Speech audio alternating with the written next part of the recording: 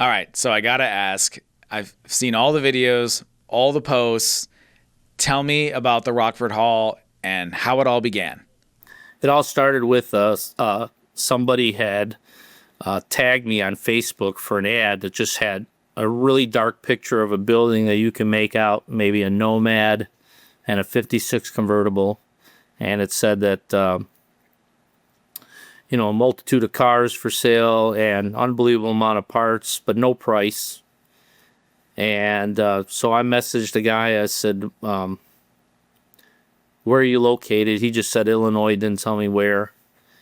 And I said, you got a price in mind? He said, no, I'm looking for offers. And I just, that's, I'm not interested. I don't want to chase it that bad. And I let it go. And I guess my name kept coming up. And what he was doing, I guess, is super nice guy, by the way. But what he was doing, and wasn't a car guy, and I liked his approach.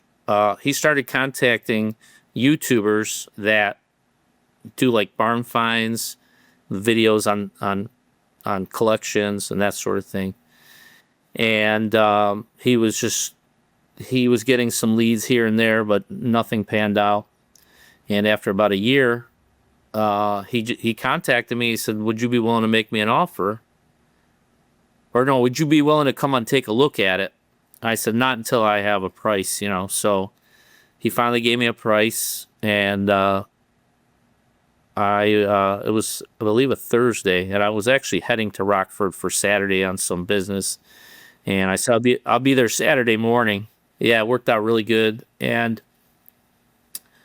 it was snowy. It was cold. There was no light. There was, other than through the roof where the roof had collapsed, and there was just bright lights coming through, blinding you.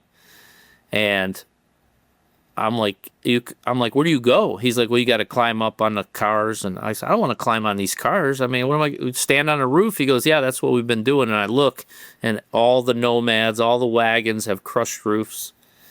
And yeah, and I'm standing on a dog dish, on a 62 dog dish hubcap. I'm like, oh, wait. I'm like picking stuff.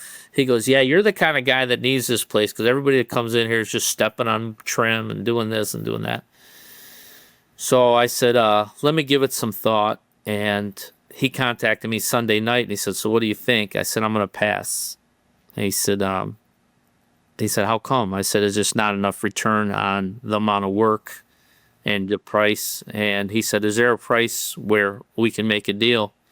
So I countered offered him, and he accepted it. And then he, basically signed a purchase agreement that I would have it cleaned out in 45 days. And like I said, he was great to work with. It took me like 245 days, I think.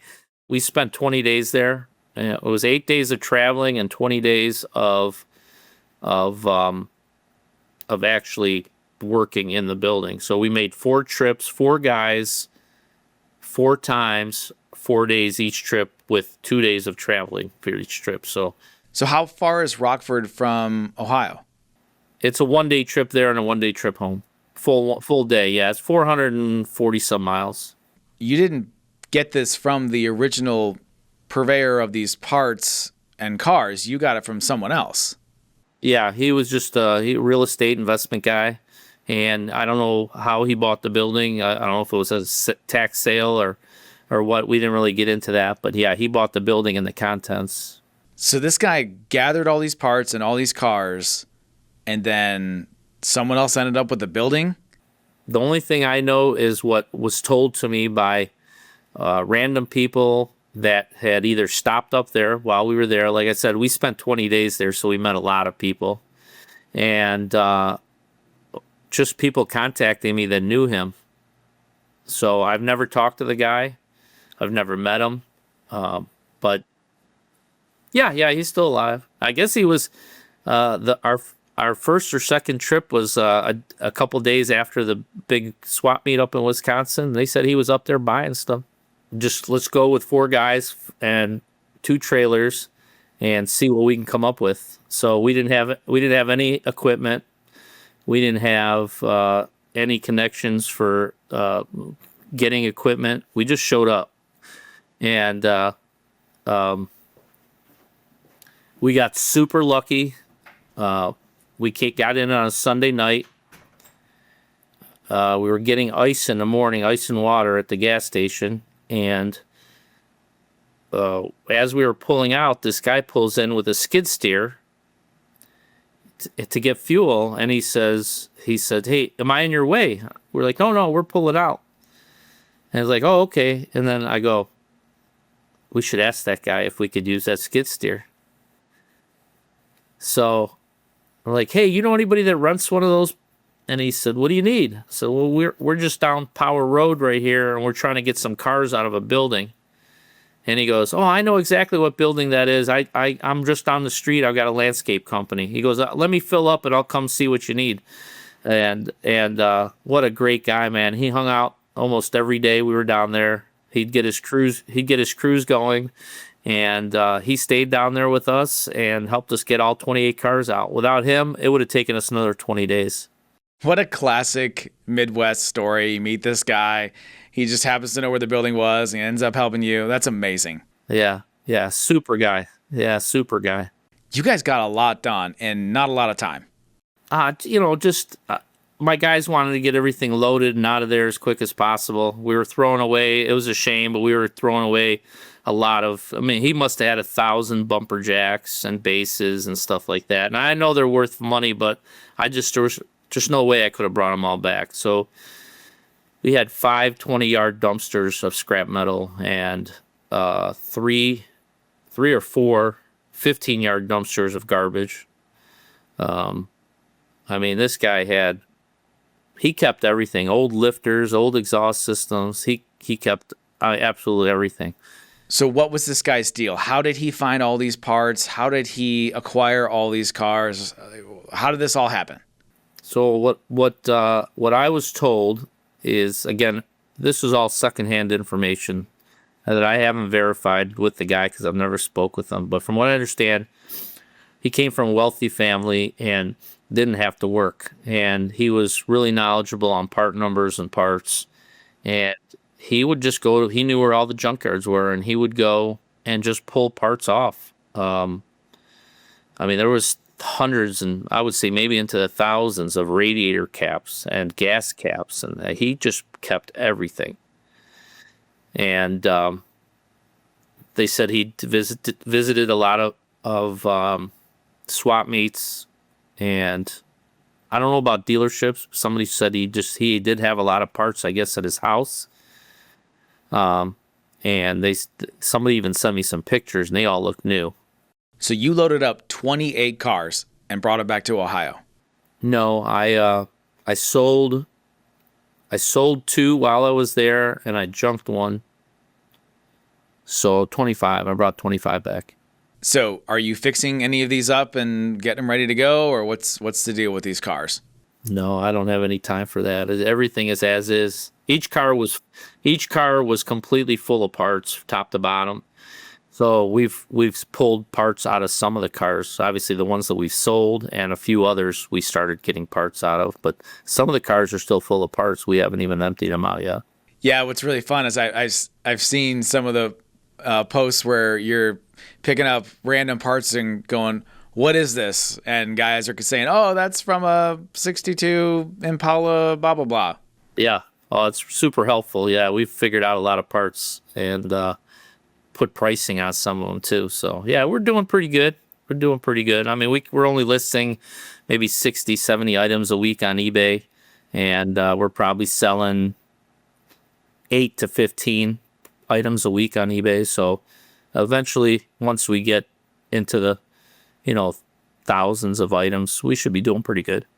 So I can't imagine what it's like once these haulers finally get to your place in Ohio, and then you got to unload them and sort them and figure it all out.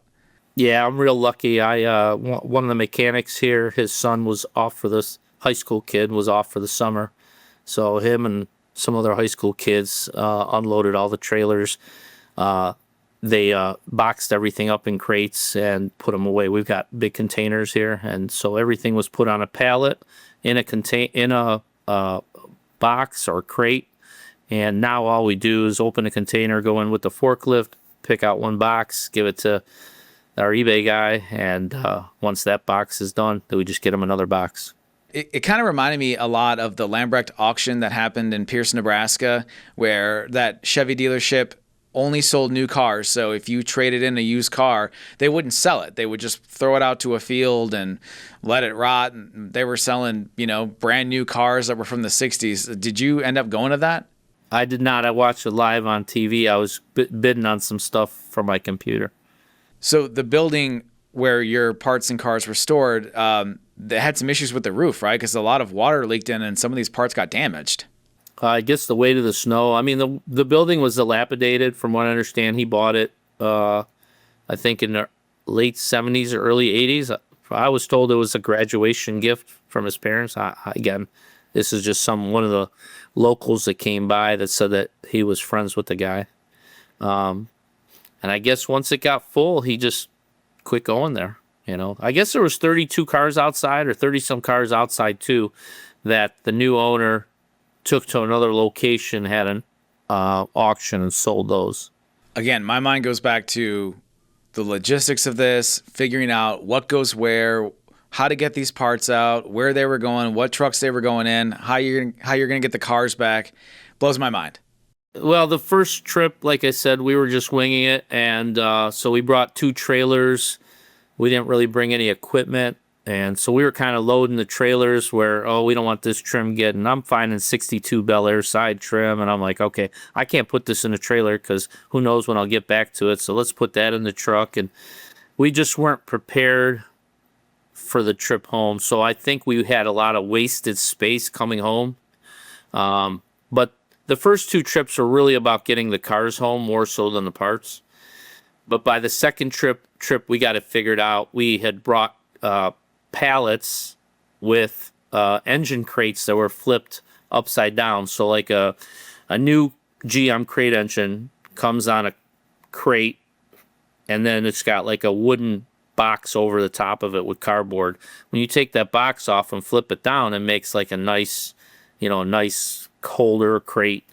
And so we brought a bunch of those. We brought 6 or 7 of those, and we could stack trim in there neatly, straight up, and it wouldn't get damaged. So we can get a lot more. And then the third and fourth trip, we rented a huge box truck with a lift gate, so we can get the engines and the transmissions and stuff like that. How many motors did you bring back? I think we brought back 6. So like small blocks and big blocks? 1/6. No. I think it was all like 59 348s, and there was a 65 409, and then one other 409. I forget what year it was.